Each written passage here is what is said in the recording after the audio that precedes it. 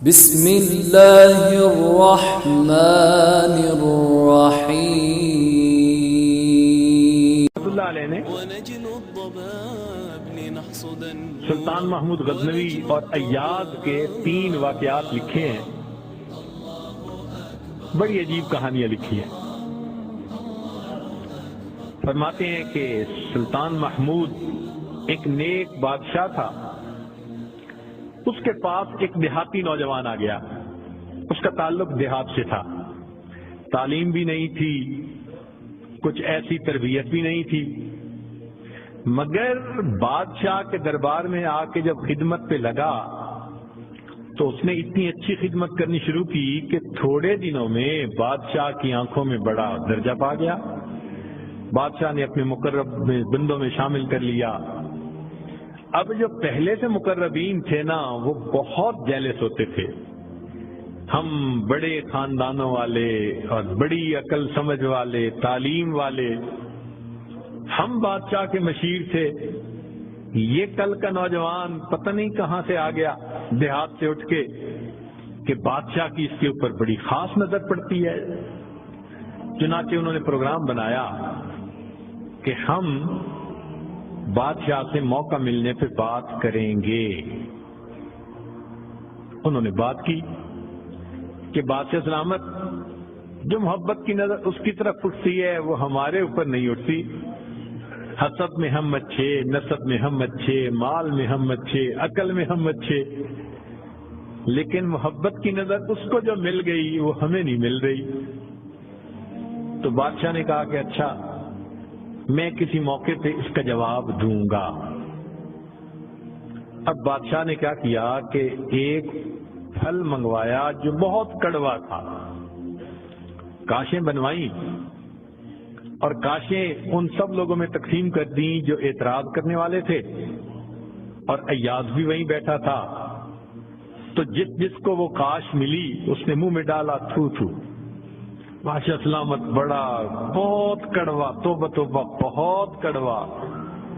سب نے اپنے منہ سے وہ پھل نکال دیا اور کہا کہ بادشاہ سلامت یہ بہت کڑوا ہے۔ تو بادشاہ نے جب ایاز کو دیکھا تو وہ مزے سے کھا رہا تھا، تو بادشاہ نے اس سے پوچھا کہ ایاز، یہ کاش میٹھی ہے جو اتنے مزے سے کھا رہے ہو؟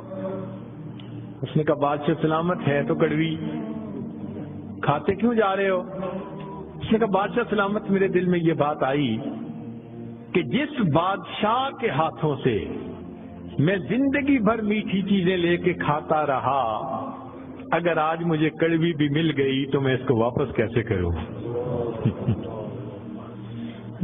عمر بھر میٹھی چیزیں لے کے کھاتا رہا، آج کڑوی بھی مل گئی تو واپس کیسے کروں؟ کاش کہ یہ چیز ہمارے اندر آ جاتی کہ جس پروردگار کی نعمتوں سے ساری زندگی ہم انجوائے کرتے رہتے ہیں، اگر کبھی کوئی اس کی طرف سے آزمائش کی گھڑی بھی آ جائے تو ہم پھر شکوہ کیوں کرتے؟ اب بادشاہ نے سوچا کہ بھائی یہ لوگ جو بہت اعتراض کرنے والے تھے نا، ان کے سامنے کوئی اور ایسا ہیلا کرنا چاہیے کہ ذرا ان کو بات سمجھ میں آ جائے۔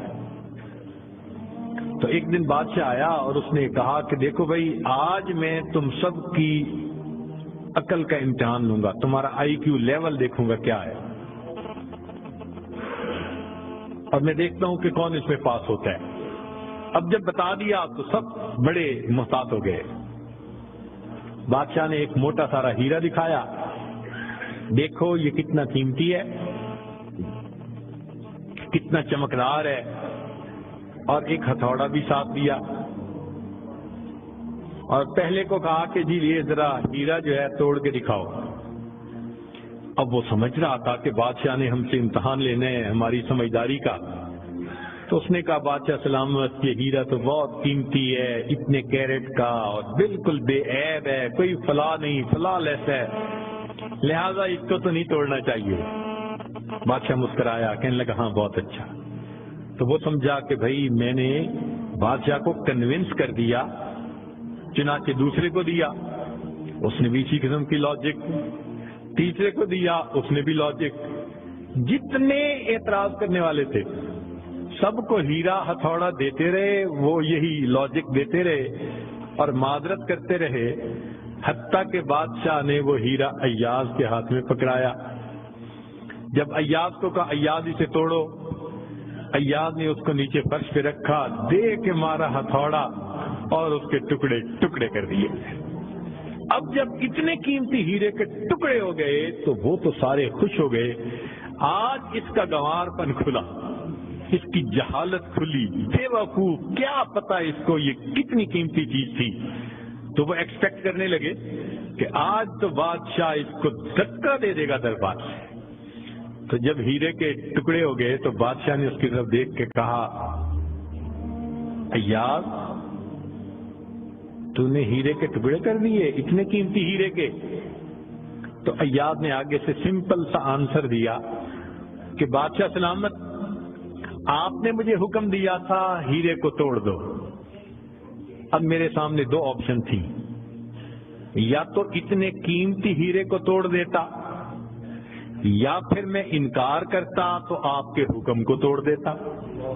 میری نظر میں آپ کا حکم ایسے سینکڑوں ہیروں سے زیادہ قیمتی تھا، لہذا اس کو کم قیمت سمجھتے ہوئے میں نے آپ کے حکم کو نہیں توڑا، میں نے ہیرے کو توڑ دیا۔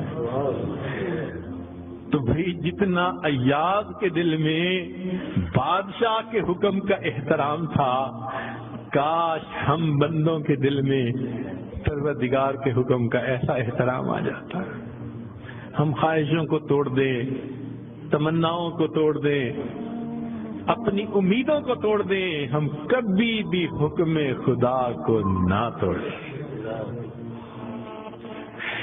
تیسرا واقعہ لکھا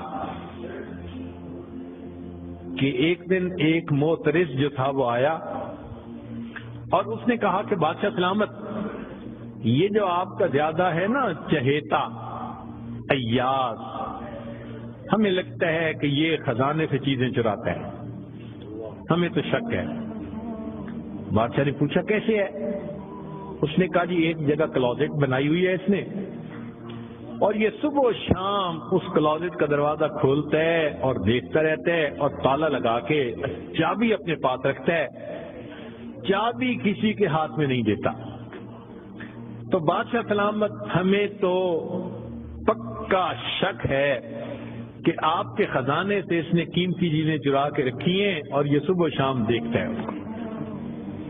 بادشاہ نے اسی وقت ایاز کو بلوا لیا، لوگوں کے سامنے پوچھا ایاز تمہاری کوئی کلوزٹ ہے ایسی؟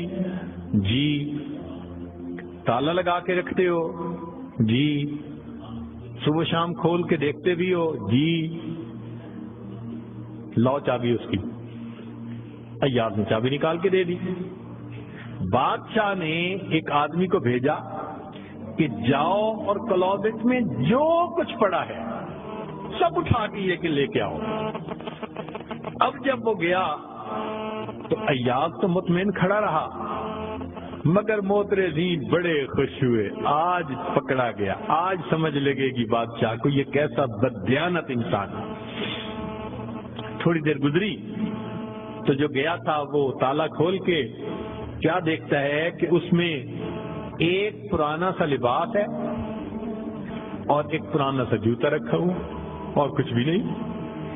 بڑا حیران ہوا، اس کو یہ صبح بھی دیکھتا ہے شام بھی دیکھتا ہے۔ وہ اس کو لے کے بادشاہ کے پاس آیا۔ بادشاہ سلامت، کلوزٹ میں یہ دو چیزیں تھیں۔ بادشاہ نے کہا ایاز بس یہی کچھ تھا؟ جی یہی تھا۔ ایاز یہ تو اتنی قیمتی نہیں کہ تم ان کو تالے میں رکھو اور صبح شام اس کو جا جا کے دیکھو۔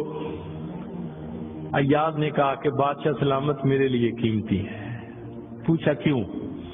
کہ بادشاہ سلامت، جب میں پہلی مرتبہ آپ کی خدمت میں حاضر ہوا تھا، میں دیہاتی سا لڑکا تھا، یہ تہبند باندھی تھی، یہ کرتا پہنا تھا، یہ جوتا پہنا ہوا تھا، میں نے اس کو اپنے لیے پریزرو کر کے رکھ لیا۔ اب روز صبح اور شام میں دروازہ کھولتا ہوں، اپنے نفس کو مخاطب کر کے کہتا ہوں ایاز بادشاہ کے احسانات کو مت بھولنا. تمہیں جو اس نے رتبہ دیا تمہاری اوقات تو یہ تھی, تمہاری اوقات یہ تھی. میں صبح بھی اپنے آپ کو یاد دلاتا ہوں, میں شام بھی اپنے آپ کو یاد دلاتا ہوں. مولانا لکھتے ہیں کاش کہ یہ صفت اللہ ہمیں بھی عطا فرمائے. ہم بھی اپنے ابتدا کو دیکھتے, کیا حال تھا,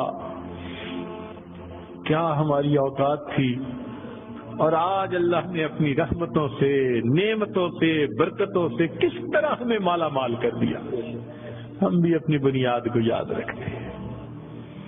تو اگر ایک دنیا کا غلام اپنے مالک کے حکم کو اتنا قیمتی سمجھتا ہے تو ہم تو اللہ کے ویسے ہی بندے ہیں, غلام سے بھی ایک درجہ نیچے.